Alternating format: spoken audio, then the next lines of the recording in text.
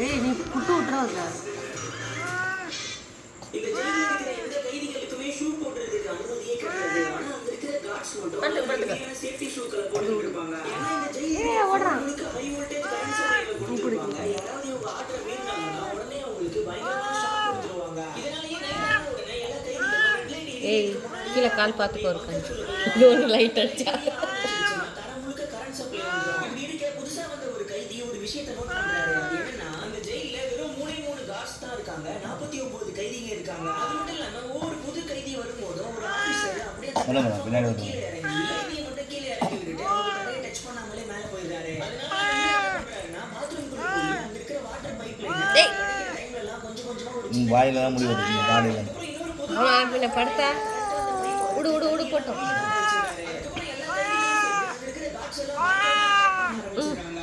Pass கொடுக்குது சூத்திரம் போட்டு.